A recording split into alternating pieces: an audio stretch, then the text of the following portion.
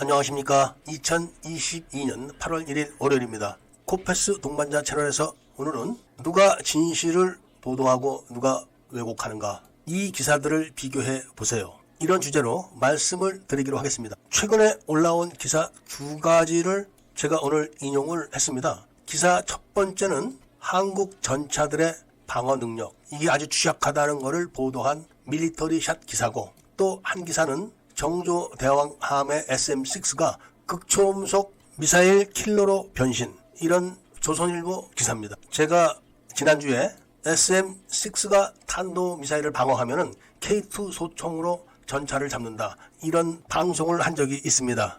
그 방송이 나간 지 며칠 되지도 않아서 벌써 SM-6가 극초음속 미사일 킬러로 변신한다, 이렇게 또 기사가 나오기 시작합니다. SM-6가 탄도탄 방어 훈련에서 방어를 한 것은 맞습니다. 그런데 미군이 최종적으로 시험을 하는 전시 상황, 불특정 상황에서 요격하는 시험에서는 다 실패했습니다. 그러니까 유용원 기자는 뒷부분에 있는 거는 빼고 앞부분에 있는 것만 보도를 한 겁니다. 그리고 SM-6가 미 해군에서 앞으로 극초음속 미사일을 요격하는 그런 성능 개량을 할 것이다, 이런 이야기를 한 겁니다. 그러면서 그거를 예측을 해서 정조대왕함이 SM-3가 아닌 SM-6를 장착한 거라는 뉘앙스를 풍기는 거죠. SM-6의 요격 고도가 바로 패트리어트 3 MS-2보다 낮습니다. 그렇기 때문에 정조대왕함이 인천 앞바다까지 와서 서울로 향하는 탄도탄을 막는다고 해도 못 막습니다. 그리고 현실적으로 중국 해군이 한국 해군의 이지스함은 서해바다로 올라오지 마라,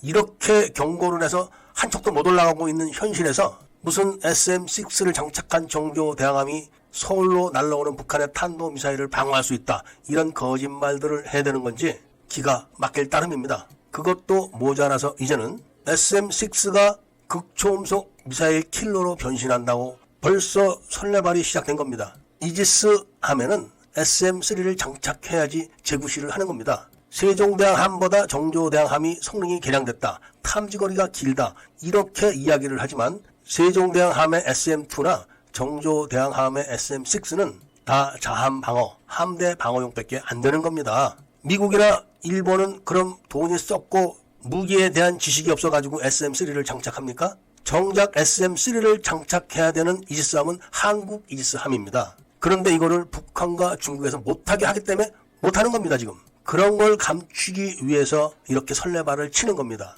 그런데 밀리터리 샷이라는 매체의 기사를 보면은 대한민국 어떤 기자도 언급하지 못하는 북한의 무인 공격기가 한국 전차를 공격을 하게 되면은 대항할 수 있는 수단이 전혀 없다, 이런 기사를 다뤘습니다. 그리고 북한의 불세3 대전차 미사일도 대항할 수 있는 방법이 없다, 이렇게 기사를 다뤘습니다. 그러면서 현재 한국의 K2도 돈이 없어가지고 능동 방어 장치를 장착을 하지 못했기 때문에 결국은 북한의 대전차 공격에 안심할 수 없다, 이렇게 규결을 했습니다. 물론 이 기사에서 북한의 무인 공격기에 대한 기사를 언급을 했지만 전문적으로 다루지는 못했습니다. 아파치 헬기의 고도가 높습니까? 무인 공격기의 고도가 높습니까? 그리고 아파치 헬기가 비쌉니까? 무인 공격기가 비쌉니까? 북한은 무인 공격기를 2,500대에서 3,000대 사이를 확보하고 있습니다. 북한은 취약한 공군력을 커버하기 위해서 무인 공격기를 대량 도입하고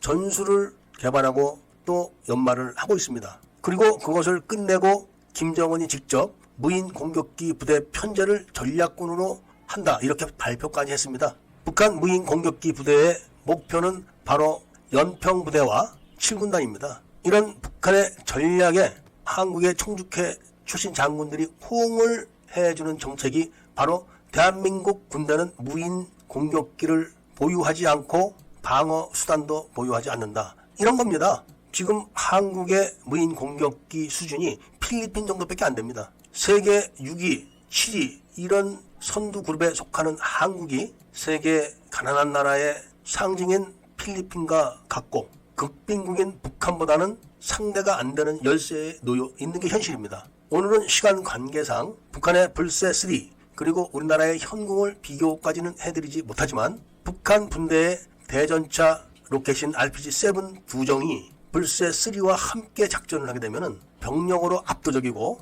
화력으로 압도적인 북한이 바로 우크라이나가 서양 선진국들의 대전차 화기로 러시아 전차 부대를 격파한 것과 똑같이 되는 겁니다. 그리고 그런 거를 폴란드가 다 알고 안 한다고 했다가 갑자기 하는 이유. 폴란드는 프랑스와 독일의 하청 생산 국가입니다. 독일이 호주에서 장갑차 수주 경쟁을 할 때 우리나라에 얼마나 야박하게 했는지 기억하실 겁니다. 그런 독일이 나토 국가인 폴란드가 비나토 국가인 한국 무기를 대량 도입하게 놔둘 것 같다고 생각하는 분들이 상당히 많습니다. 돈은 다 미국과 독일, 영국, 프랑스가 되는 겁니다. 이런 거를 심도 있게 다룬 기사가 하나도 없습니다. 그리고 이번에 인도네시아 대통령이 왔을 때 KF-21 미납금 이야기를 입이나 뻥끗 했습니까? 왜 그럴까요? 그리고 이런 이야기를 하는 본 채널에 대해서는 무수한 돌팔매를 하고 있는 거죠.